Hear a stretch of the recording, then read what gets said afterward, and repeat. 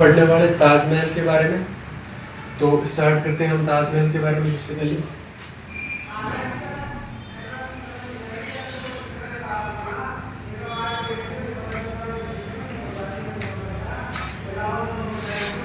सबसे पहले हम ये जानते हैं कि ताजमहल है जो अब वर्तमान में कहाँ पे स्थित है।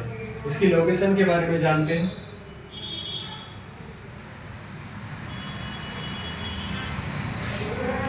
ताजमहल है वो आगरा में स्थित है, आगरा उत्तर प्रदेश।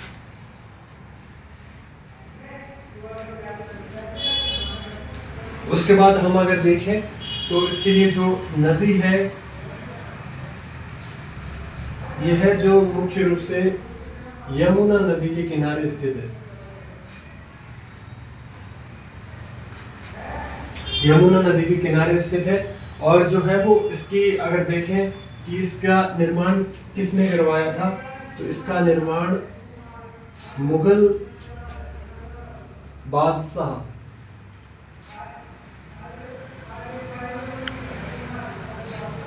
बादशाह शाहजहां के द्वारा इसका निर्माण करवाया गया था। और उसके बाद आपके मन में ये आ रहा होगा कि इसका निर्माण है जो वो क्यों करवाया गया। तो इसका जो निर्माण है वो इसलिए करवाया गया, मुगल बादशाह शाहजहां है, इनकी एक वाइफ थी, उनका नाम था मुमताज। मुमताज की सन 1631 ईस्वी में जो है वो डेथ हो जाती है, जिसके कारण शाहजहां है वो जो ताजमहल का है वो निर्माण करवाते हैं। इसके बाद हम जानेंगे कि जो है वो ताजमहल का निर्माण किस प्रकार से हुआ है। सबसे पहले हम देखते हैं कि इसमें जो है वो इसकी जो प्राइस है वो वर्तमान में इसकी कितनी कॉस्ट आ सकती है अगर ऐसी बिल्डिंग बनाई जाए। तो इसके लिए वर्तमान में 75,000 करोड़ रुपए की जो है वो इसकी कीमत है अभी वर्तमान में। और इसके अंदर जो है उस समय इसके निर्माण में जो है वो 22 साल का टाइम लगा था। यानी कि इसका जो है वो निर्माण 1632 ईस्वी में स्टार्ट होता है, जो कि जाके 1654 ईस्वी में जाके पूरा होता है। इसमें करीबन जो है वो 20,000 मजदूर है वो कार्य करते हैं। इस कारण से जो मुगल एम्पायर है उसका पूरा का पूरा जो है कोष है, राजकोष है, वो इसी में खत्म हो जाता है। इसके बाद जो है वो 1658 ईस्वी में जो है वो शाहजहां के खिलाफ उनका ही बेटा विद्रोह कर देता है तथा शाहजहां को जेल में डाल देता है। जो इसके बाद हम देखेंगे कि इसका निर्माण है वो किन के द्वारा किया गया तथा कौन सी शैली का यूज किया गया है तथा इस पर कौन कौन सी प्रमुख इसकी विशेषताएं हैं, उसके बारे में हम अध्ययन करेंगे। तो सबसे पहले हम देखते हैं कि जो ताजमहल है इसके जो वास्तुकार कौन थे।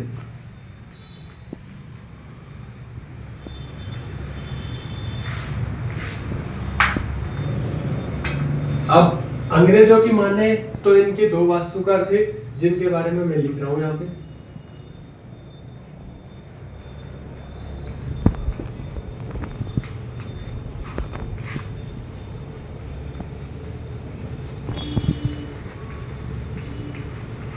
अंग्रेजों का मानना है कि ओरेनियो और बोरेनियो जो दो अंग्रेज थे उन्होंने ताजमहल की जो है वो वास्तुकार थे।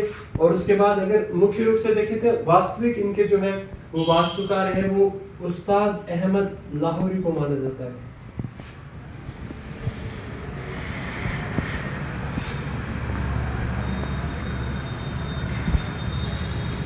और जो ताजमहल है इसका निर्माण है वो एक शैली में नहीं हुआ है, दो शैली को मिलाकर हुआ है, जिसको मुख्य रूप से इंडो इस्लामिक शैली कहा जाता है।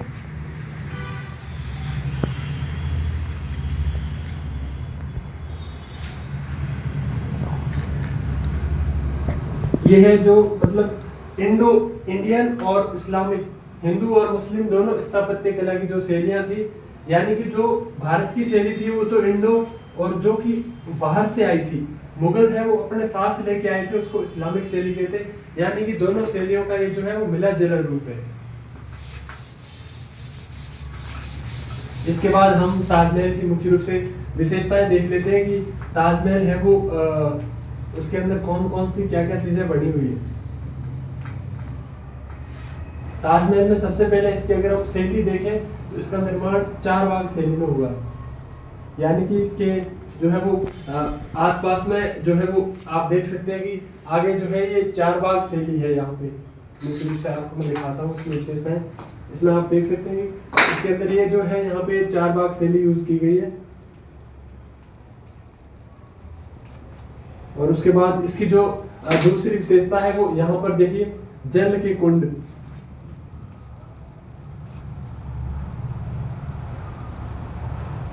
ये आप देख पा रहे हैं यहाँ पे जल के कुंड या तालाब इसके जो है बनाए गए हैं।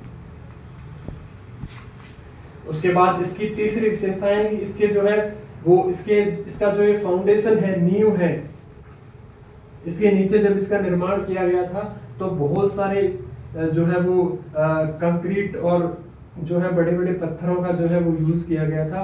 क्योंकि यहाँ पर आसपास में जो है वो यमुना नदी का फ्लो है, इस कारण से यहाँ पर जो है भूमि है वो बहुत ज्यादा दलदल है। इस कारण से यहाँ पे जो है वो कंस्ट्रक्शन करना बहुत मुश्किल था। इसलिए जो है वो जमीन में यहाँ पे बहुत सारे ऐसे कुओं का निर्माण किया गया और उसको फिर कंक्रीट से भरा गया सबसे पहले, ताकि उसकी जो फाउंडेशन है वो मजबूत हो जाए। फिर इसके ऊपर मुख्य रूप से ताजमहल का निर्माण किया गया। ये इसके जो नींव है इसको मजबूत करने के लिए इसमें बहुत सारी कंक्रीट पत्थर गारा भर के इसको मजबूत किया गया। और इसके बाद हम इसकी मुख्य रूप से विशेषताएं देखें तो इसके अंदर संगमरमर का यूज किया गया है। अब इसके अंदर कौन सा संगमरमर यूज हुआ है तो इसके अंदर है मुख्य रूप से सफेद संगमरमर का यूज किया गया। सफेद संगमरमर का यूज किया गया जो कि उस समय हमारे राजस्थान के मकराना से ले जाया गया था। और उसके बाद इसमें और विशेषताएं देखें तो इसके अंदर है जो ये 40 मीटर ऊंचा एक विशालकाय गुंबद, 40 मीटर ऊंचा एक विशालकाय गुंबद का निर्माण किया गया है। और उसके बाद इसमें मुख्य रूप से देखें तो जो है वो और इसकी विशेषताओं में इस पे जो है वो पित्रा द्यूरा का कार्य किया गया है। अब आपके मन में एक क्वेश्चन आया होगा कि पित्रा द्यूरा क्या होता है, तो इसके बारे में आपको बताता हूँ कि जो ये ताजमहल है इसमें मुख्य रूप से जो नक्काशी का कार्य किया गया है, इसमें मुख्य रूप से जो है वो ये पित्रा द्यूरा के बारे में मैं आपको बताता हूँ। सबसे पहले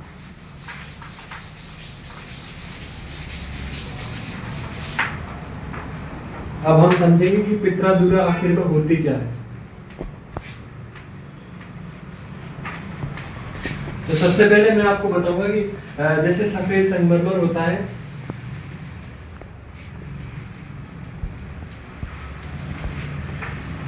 इस सफेद संगमरमर को ऊपर से जो है उसके अंदर गड्ढे किए जाते हैं, फिर उसके अंदर कीमती पत्थर भर दिए जाते हैं।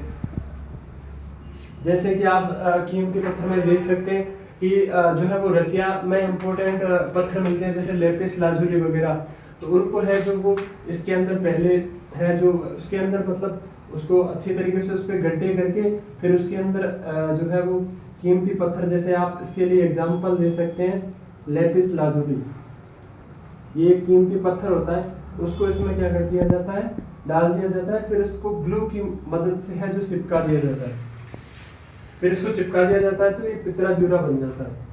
और ताजमहल के ऊपर पूरा का पूरा जो कार्य किया गया है वो इसी प्रकार किया गया है, इसके अंदर आप पूरा देख सकते हैं। इसलिए आज भी इसमें जो है वो ऐसा का ऐसा देखने को मिलता है और अभी भी इसकी खूबसूरती में कोई कमी नहीं हुई है। इसमें जो है वो बहुत सारे कीमती पत्थर यूज किए गए, ये भी इसकी और एक इसकी और विशेषताएं हैं जो इसमें सममिति भी पाई जाती है, ये इसकी अगली विशेषता है। इसी के साथ ताजमहल की जो है वो 5-6 विशेषताएं पढ़ ली हमने और इसके साथ और हमने बहुत सारी चीजें पढ़ी है। सबसे पहले हमने देखा कि ताजमहल का निर्माण क्यों करवाया गया, उसके बाद हमने देखा कि ताजमहल किस प्रकार से बना है, और उसके बाद हमने देखा कि इसमें जो है उसकी कॉस्ट क्या लगी है और वर्तमान में इसकी क्या प्राइस है, और उसके बाद हमने ये जानने का प्रयास किया कि इसके वास्तुकार कौन थे, और उसके बाद हमने देखा कि इसकी विशेषताएं कौन कौन सी हैं। Thank you. इसी के साथ ये टॉपिक आपका कंप्लीट होता है।